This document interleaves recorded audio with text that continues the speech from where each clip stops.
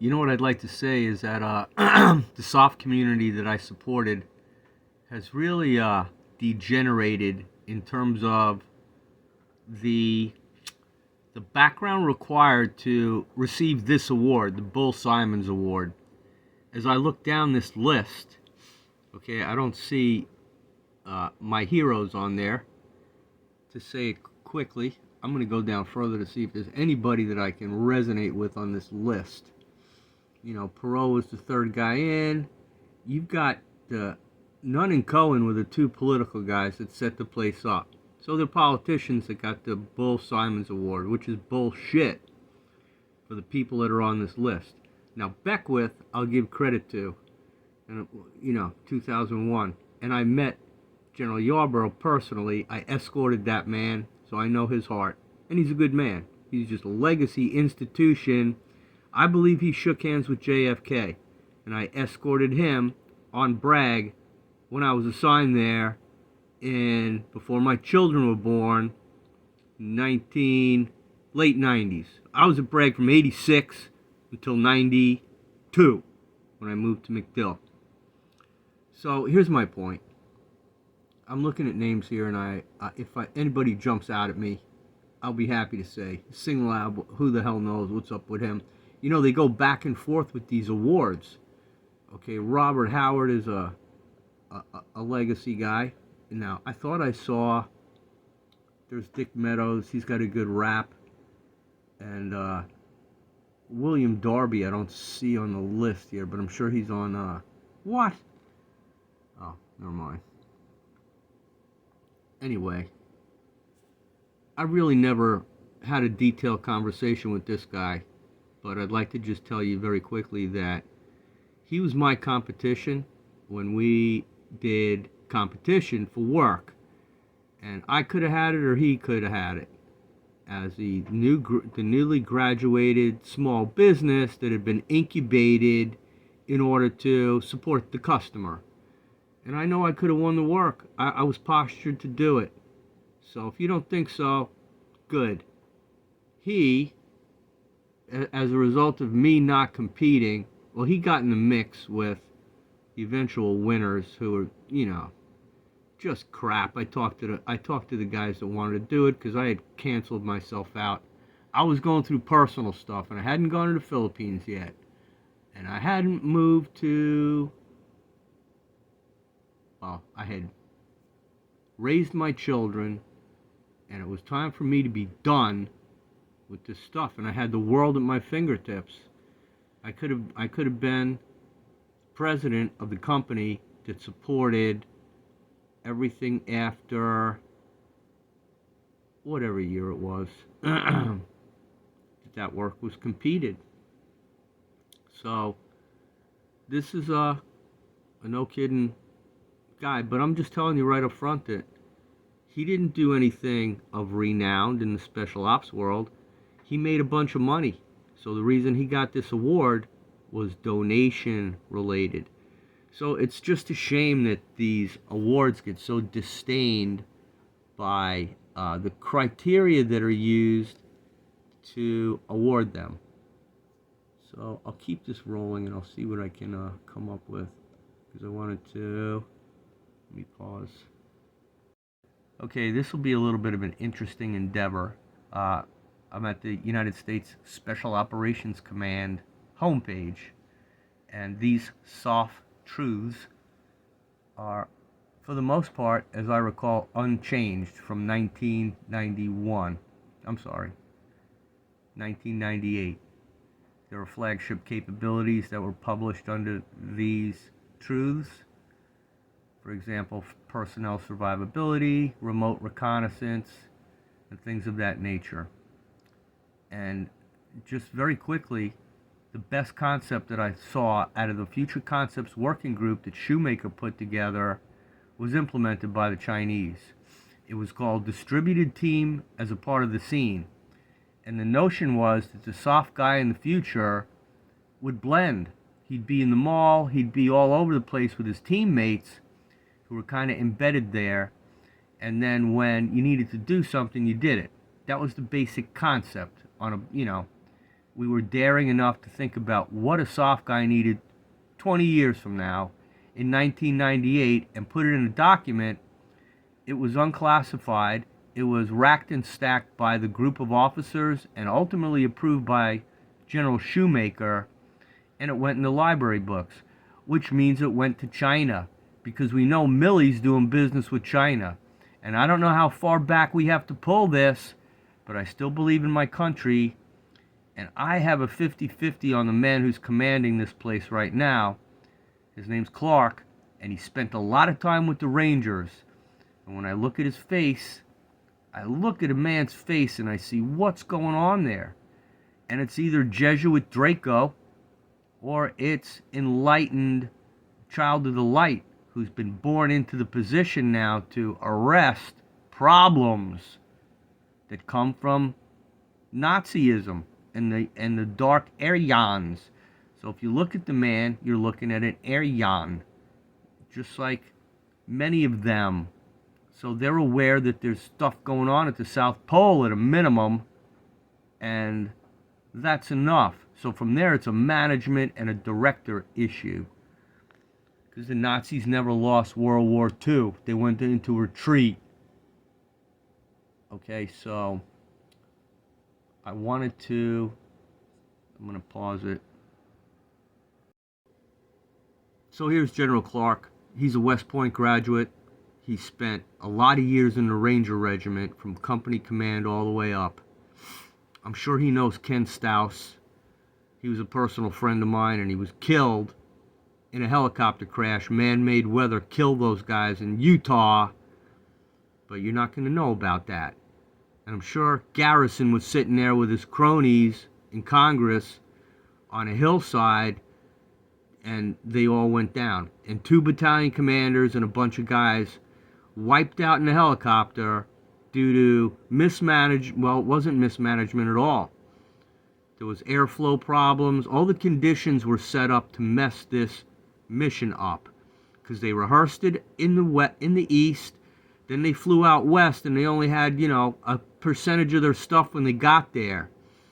And the S2 of Task Force 160 is my friend on Facebook, and he was fucking there, so he can tell you what happened. They all scrambled up the task organization, and they flew. And the bird pilot had a partner who was doing the air mission commander, watching the checklist, and he should have been helping the pilot fly the airplane. So the pilot who was flying the airplane was in vertigo, flying at 150 miles an hour, and smacked into the water. And those men all got their clothes blown off, and the pilot lived.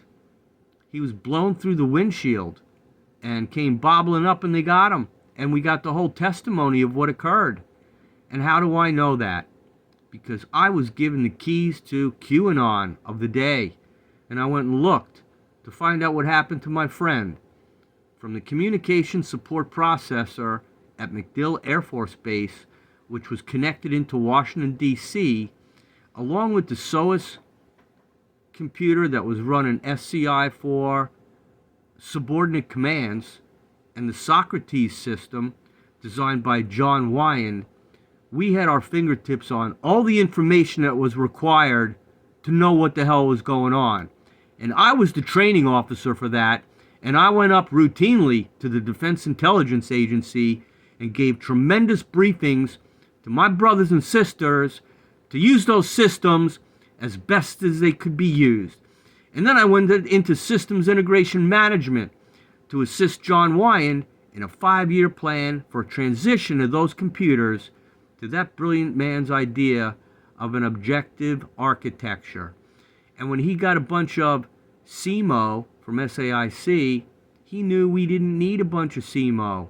He needed Bill McCormick and Chuck Colclasure to go do CMO, as we did. And there's stories to be told about the oak barrel and hitting the 50 beer limit. Ha ha! Yes, we did. May it be told. Yes, it shall be. He looks like a very smart man. I like the older retro look. Got a little OSS going on. Okay? He's high speed. Shoemaker ain't high speed. Shoemaker's a killer. Peter Shoemaker gave our Future Concepts Working Group document to China. And I will, at a minimum, believe that they read it and said, okay, let's implement a distributed team as a part of the scene over in Vancouver. And if you drive around there right now and you go north into like the area, the real estate signs across the street from Seattle, ... into Canada, it's all Chinese. To the neighborhood level of the real estate salesperson, the posters are in Mandarin, and the clients are them. And all the white Canadians still smile in a somewhat, they're there in Rumpelstiltskin town of Vancouver, the Queen and all that. I mean, it's another vacated city where you can't park anywhere because everything's so tightened up that it's just overbuilt. I don't know what the hell to say about it. They did what they could, but all the Canadians booked, and so it's a Chinese tidal wave of humans that can come across from the north and sweep into Seattle, just as a distributed team that's a part of the scene. So who else is doing that?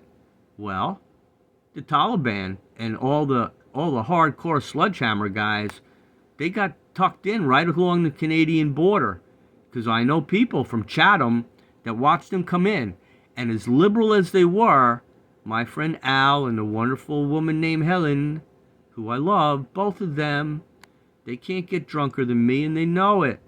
Well, now they can, because I don't drink anymore. But the love is there in my heart for those people, and all the people that I knew from that area where we had such resonance of memory that it's unforgettable. Right there in Tampa, in St. Pete, in Madeira Beach, at our place where we hung out during the summers, the Canadians came down, and William was working at SOCOM. And of course I would come home and tell them everything that was going on. No, I wouldn't. But they got a kick out of me, so they called me Special Agent Bill. And it was a riot. And I went to visit the man that used to tease me with that, and I surprised the shit out of him, because I went up to his birthday in Chatham, and I put on a disguise and threw on my Irish brogue and said, da, da, da, da, da, and the guy looked at me and said, Bill? So it was great. That's me. I love it. I own it all. I was on my way to Turks Caicos to see Costa, for God's sakes. All right, it's time to transition my briefing. I need to pause. I want to speak to this man and let him know that he knows that I know. And angels are extraterrestrials, and there are angels of the light. So, sir, Richard, brother, forget about punctuation. Warrior, do peace. Stand your men down when you get stupid assassination orders that are probably on file there, because Pat Tillman was assassinated by a hit as a ranger in a static defense where they use NVGs. And there's no better. Ask this man. You ask this Richard Clark who the best fighting force in the world is, because he dedicated 8 years of his life to it. And I don't know what he thought about Pat Tillman. I don't know if he met Pat Tillman. And I'm not going to get upset by Fabian, because Tillman was obviously motivated to do what he did in a role that was played under contract that gets so quantum for purposes of storyboarding a role that I just have to be impressed at the razzle-dazzle that was manipulated to be murdered for us to see. So we could be heartbroken as Americans because our football guy got assassinated. So I'm going to be segueing into some great stuff. So stand by. Okay, I'm only going to spend a minute on this very quickly and talk about people that I love a lot. And then I'm going to do I did some stuff on Facebook that I'm going to play on the computer. So let's start this right. There's a relationship between New York and Tampa.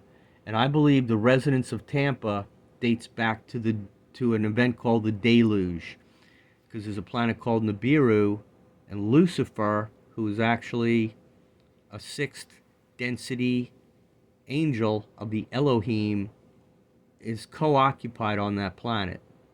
So the Jesuit priests who are out in Arizona at Mount Graham staring through telescopes are looking for that planet.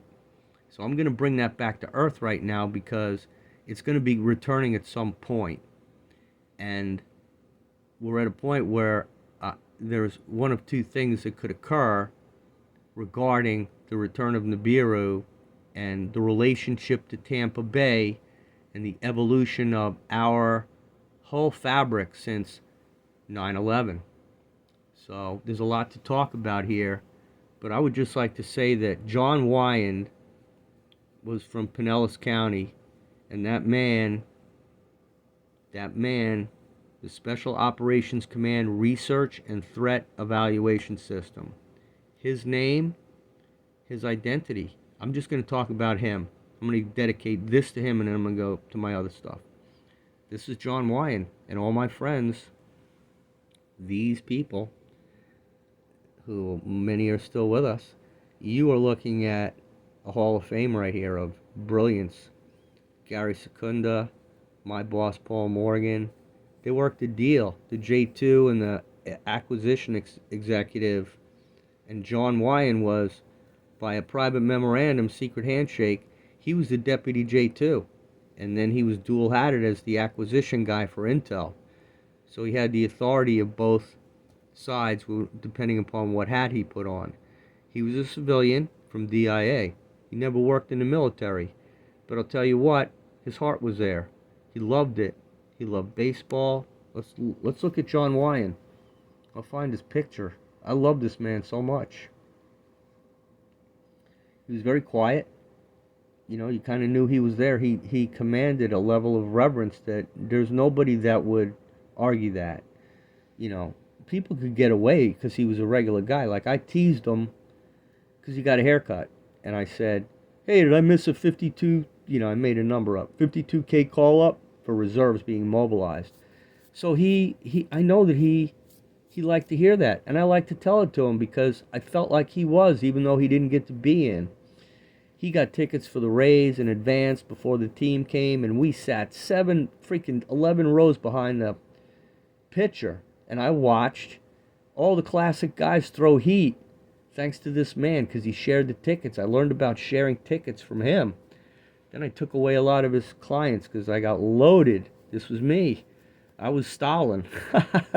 I was the secretary of the systems integration meeting, and I had to buy the donuts and get everybody organized, and I picked out the donuts. But John Wyand, sir, as you live, you were Socrates in my book of life, as I say it. He coached all the guys on the staff. Hey guys, if you want to be a master planner, you got to go to acquisition school. They're doing it up in the system where you learn how to do all this stuff. And so it was done online, and guys were told, you get your stuff. If you want to work here and be a program guy, you got to be school trained. So the staff was professionalized under his ushering of, let's get good at what we do. And then these people all sort of fell into it. These were the first wave guys that were there before all that. Down to, one of my best friends down there, Brad Moore. They worked together on the J2 side. Dave Morris became a general. He's a retired 2-star. West Point grad, went to USSOCOM training. Then he went to, he knows Flynn. His wife was agency. He's got half of that going on. He was a black warrior. And he invited me over to USSOCOM. And I had fun over there. And I told him I was going to drink heavily to train in order to go there. And then I went out to Oktoberfest. And I was with these guys that showed up from the black world that were from DEA and Treasury. And we got shit-faced in Stuttgart was on another trip. This was the full-blown Oktoberfest in Munich. I took the train out there and discovered what it was. and it's great. Thanks to Dave. That was my reserve tour. I had to go to Oktoberfest. And by the way, for all you master planners, surprise, before it's over, Oktoberfest is mostly in September. So if you've saved your money, you better get organized for that trip. Our brother was born on 9/11, Yeshua ben Joseph, but I digress. This man loved Christ, and had he known that, he would have understood that Yeshua should be at the meeting, because this guy was white hat. Let's go get him as a Jesuit. If the Muslims did it, then we should have a reason to go do it. And it's got an underlying political, it's masterminded by him, because they own it all. Bush was running the dark sun. What's the dark sun, Bill? It's two sides. It's Nazis, Aryans, on the dark. There's white Aryans. And there's the sledgehammer of Solomon, which equals communism, Taliban, CCP, Russia, Zion, Mossad, all that. And they clobbered their way down to the Antarctica, so we have an American post down there it's got their Mossad. Now, I don't know if the rabbis go down there. They probably wouldn't want to do that. They're blood illusion back in Coney Island. But I'm telling you that the current operations for global one world order is out of Antarctica, and you don't know it. So, my other hero, I'll talk about one more man. So this represented the good side of the government, who did it right. He wanted the best work. He wanted the best team. A lot of politics. He just wanted good stuff. His secretary knew Bush. I think she worked for Bush. Pat Rawson. These guys are all incredible. Then Stan Highsmith came on, and I worked for him as a contractor with Chuck, who transitioned out of the military. Chuck Colclaser is a special guy. All these people are special. I'm looking at them, and I can't believe what I'm looking at. I forgot to put Don Dukes on here. Don Duke was a MITRE guy, and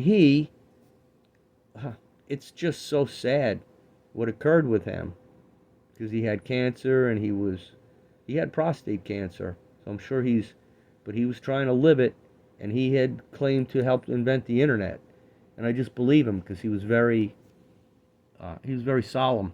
Solomonic, but a good man. MITRE, genius. His daughter had accused him of a violation, and he had to spend his whole life. This is why I know these things. He was guilty. He was guilty in the eyes of the system, because his daughter made an accusation on him, and she was just one of these girls. You know, if you have a daughter who's decided she's going for the crazy side of town, and she goes any way, shape, and form to keep her drug habit, they get so disturbed they throw their own parents under the bus, and that's what happened to him. So, but just understand how complicated the whole child abuse thing is, because this was a dad who didn't do that in his own daughter, so he had to live with that, and it hurt him a lot. I'm sure these family things hurt you with cancer, because Dolores Cannon would tell you that. Suzanne Spooner would tell you that. You have no idea the real causes of why you're hurt, medically speaking. Complicated by sorcery, but it's all just to confirm how beat down we are. So, in closing about Mr. Wyan, because I'm going to continue this after pausing, he was the civil servant model, and he was always a step ahead. See, that's how we do it. He was always a step ahead with where we were going. We drove the community. We were QAnon at MacDill Air Force Base, and I was the trainer. So here's my man, ahead of me, one step ahead of me, because he wanted to be, and he is. You want a hero? That's him. Well, these are two from Norwich. He's Lou Gehrig. I mean, you want to talk about Mel Gibson, of Mad Max, of a golf club like Ty Cobb. He held it. They have a rugby tournament after that man's name, and I'll tell you what, he could probably put a hit on you like that would break me. So, because I broke a lot of ribs. But this guy, this man, you want to talk? So this one abides by the government. Now, let me introduce you to Lawrence Costa. Lawrence Costa he got his tab and his MI, and he transitioned. His boss wanted to do language training because he knew it was important as a foreshadowing. And I know his boss in detail because he was at SOCOM as sort of a token mastermind for our contractor team, having been the deputy commander at SOCOM. So I knew the guy, and he's a regular guy. I could tell the guys that are in and that are out that he was a little freaky because he yelled at Schroer. Dave Schroer made a gender transition. He wrote me a letter.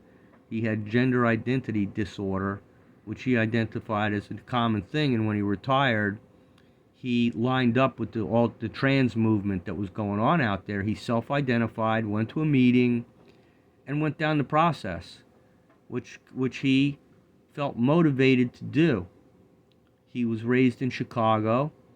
He was a roommate of the newspaper guy, so he got outed from an assessment standpoint early on, and he had somebody that got to him. And so he had a dark godfather that nursed him into the military. And he was my teammate during the Q course. So I know Diane Schroer, like I know Peter Schumacher, and I know Larry Costa. But Diane Schroer was another master planner of sacred, you're going to get every bullet accounted for around the world to fight the GWAT. Whoever asked me to do it, and then the chief of staff of the chairman of the Joint Chief of Staffs comes on a sweep mission through where then David and his compound of called up reservists who don't know shit. He basically does this freaking 100-page PowerPoint thing of how we're going to win the GWAT with our total force structure broken out by terrorist group. It was amazing. I looked at it because I went up there to do reserve stuff, and I got in the door, and I hooked up with him, and we were buddies. Hey, Mac, take a look at this. And I'm telling you that it was a phenomenal document.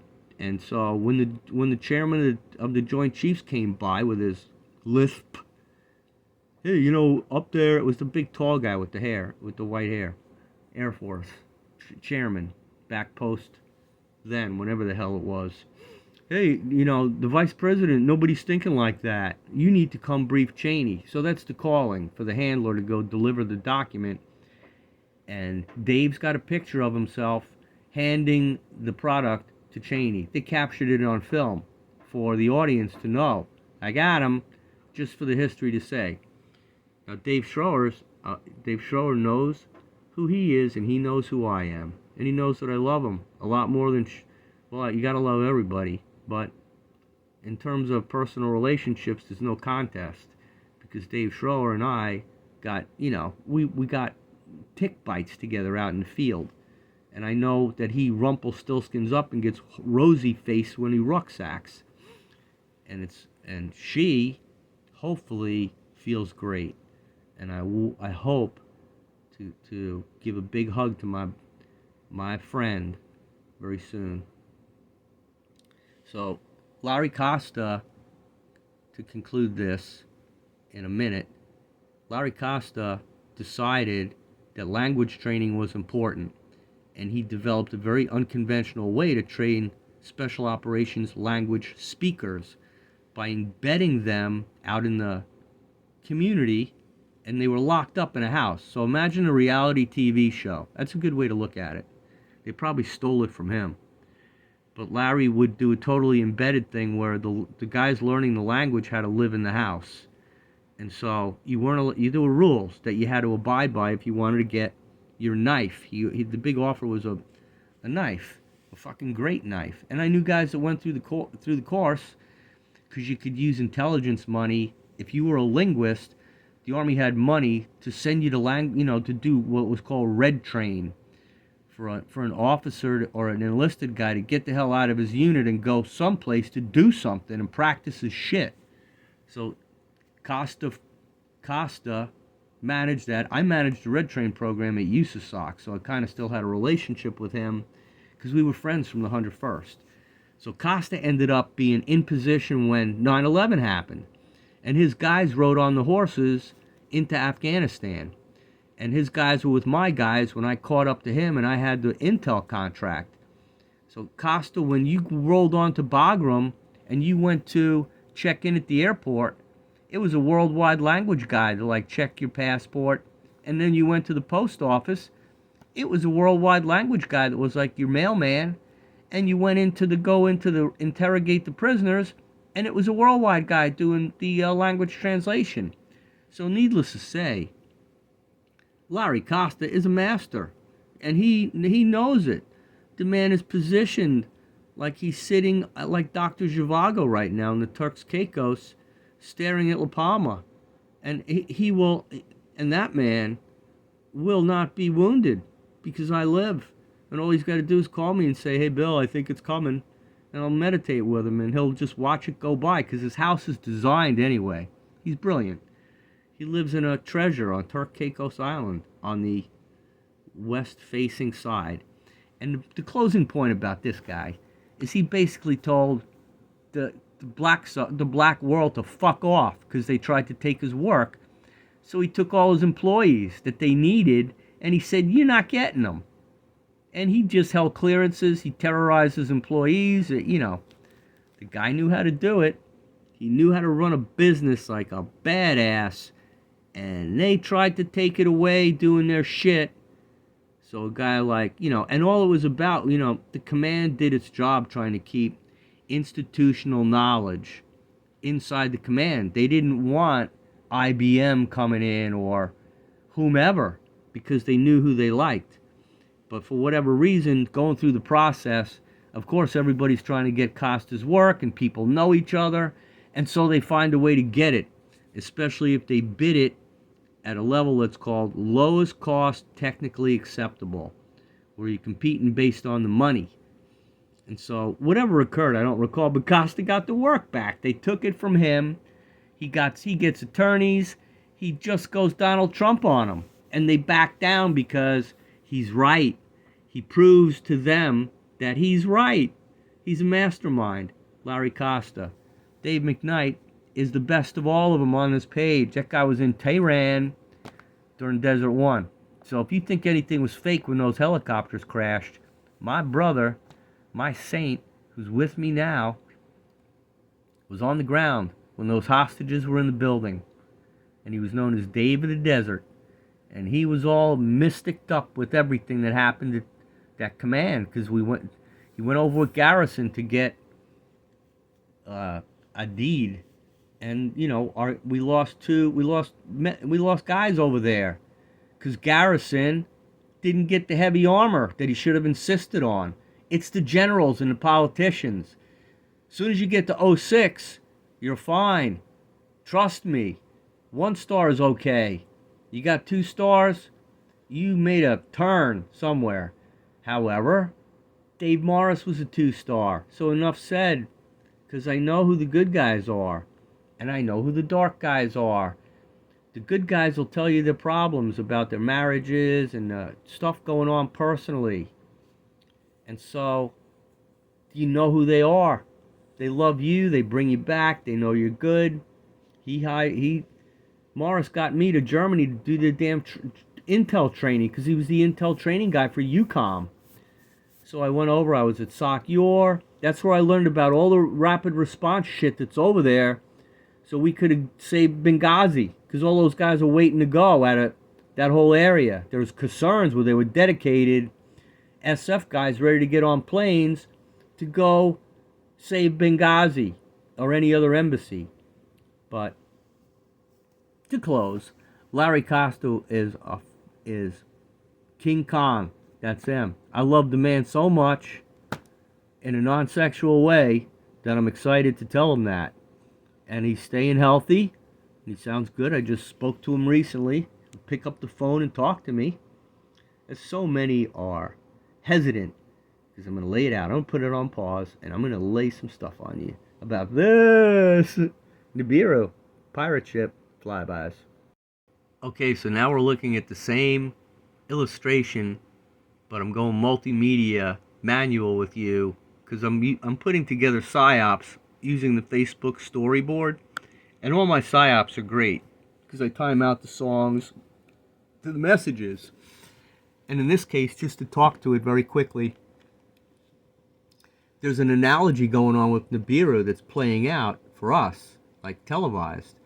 And in this case, I'm referring to John Gruden and his personal relationship with the transformation of the Buccaneers and his personality and his attitude and everything that happened with him to the events of Nibiru.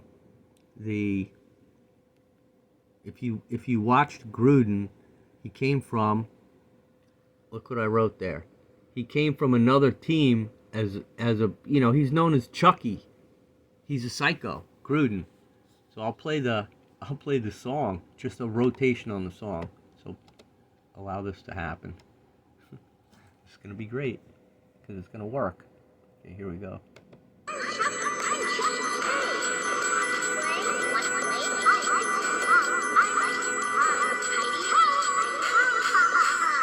So it's a little bit crazy.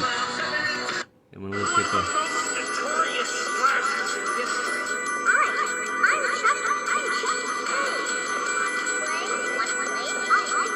This is kind of wacky. Because that is Gruden. I mean, if you look at the crazy cartoon they made, he is that guy in terms of looking at the guy. And they called him Chucky, so they pulled it right in. Like the Simpson character was him in real time for everybody to do the direct analogy. So he came from another pirate team in Oakland, and they had the nickname of the Dirties. And he was a psycho. And he supposedly won things out there.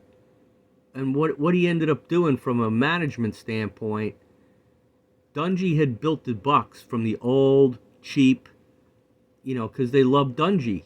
Dungy was a great man that all his players adored. And he got Sapp under control because Sapp got hired as Warren Sapp was the test case for... Sapp's got to be illuminated. I'm going to tell you right now. Because Sapp called out Beyonce, and Sapp came on. Well, he was tremendous as a football player. So I should just say it in terms of these guys get where they are because of their skills. There is no, in terms of assessing and recruiting a guy to play a role, blood type may have something to do with it. For example, I'd be willing to wager a bet that Pat Tillman's of a negative blood type, only from an assessment and recruiting standpoint as to how they're able to manage that from a control standpoint. And it's nothing personal against anybody with negative blood. You have to buy into the meat suit that you're wearing in order to play your role, and negative blood didn't exist prior to the Anunnaki playing their version of GMO upgrade with us, way back before David when they crashed into the Persian Gulf. So it goes back, but the negative development of blood, because they got the technology to do it, and then they managed to proliferate it. And of course Solomon came along and all kinds of stuff went all over. But before that, we're going back now. So I'm setting this up pretty good, because here we go. The deluge occurred 12,500 years ago. And I'm just explaining to you that whatever the psyop was, like it was really destroyed. Because we know, I'm going to go out on a risk and tell you that I would believe I'm going to refine what I had put out earlier. I thought the Gulf of Mexico was the big rings of Atlantis, but it may well have been the area between the three bridges right now in Tampa Bay.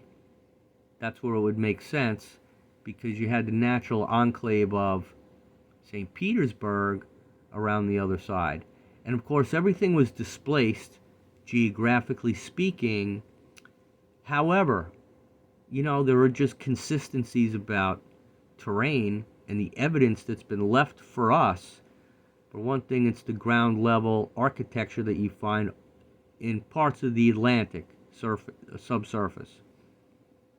Then you add to that, you go around the Horn to the Gulf of Mexico, and you get an idea of some of the events that have occurred there, to include the Exxon Valdez. But the more important area is that area between St. Petersburg and all the illuminated stuff on that side, and Tampa, where Bush, who did 9/11, rolled it to his son Jeb to invoke the dark spirit in the hockey arena that Selivanov was creeped out by as he played hockey there when the team moved there from St. Pete. See, the Esposito brought the hockey team in, and they were the Lightning, and everybody loved them in the poor stadium, that it was really fun. And then when things changed, they came over to Tampa, and it got more expensive and less family, and the team sucked as they did before, but the team was quitting on the ice because the vibe was bad. So they struggled through it, and they got lit back up because it was a good deal. The whole team was a good deal. How could you not make a shit pot of money with the Lightning? I mean, it doesn't take much business acumen to say, all the Canadians are coming down for the winter. Oh my goodness, don't those New Yorkers like to come down and watch the Rangers play the Lightning? So you've got all the connections of the vibe back to Boston, and they're all coming down to wear their shirts so the Lightning fans could learn hockey. Some of them knew it. And the big issue became whether you wore your home shirt or the team shirt. So it's a big, where's your home? Who do you live? It's, where's your home? Where's your home? You have to identify with your sports team. And it's all fake. So the argument's a Fabian argument, because it's like, oh, you moved to Florida. This guy, Steve Dumig, was big. You need to trade your loyalty. If you move to Tampa, you need to be in Tampa. Okay, we all did that. Everybody in the world knows how to resonate with the home team.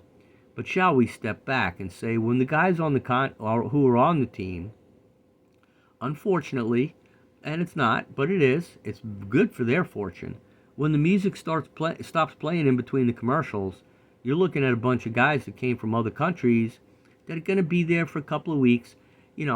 Martin St. Louis broke the heart of Tampa, almost on purpose, because we had the playoff run. We were overstacked, and that guy needed to go to New York right in the middle of Martin St. Louis Day. He was like the best thing we had with Vinny Lecavalier. And all of a sudden, he's trading himself to the Rangers, and he basically traded himself. So he was a trader.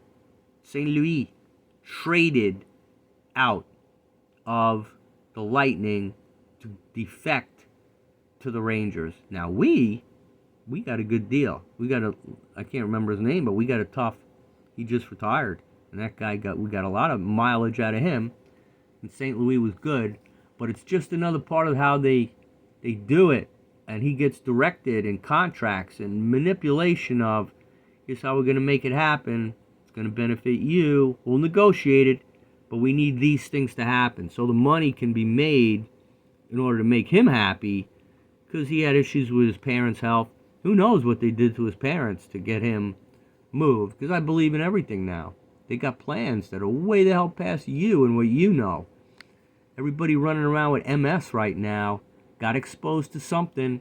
And when my son got sick, who was deployed to Syria, it was because he got exposed to some crap at El Paso that they sprayed on the ground for the guys playing Frisbee.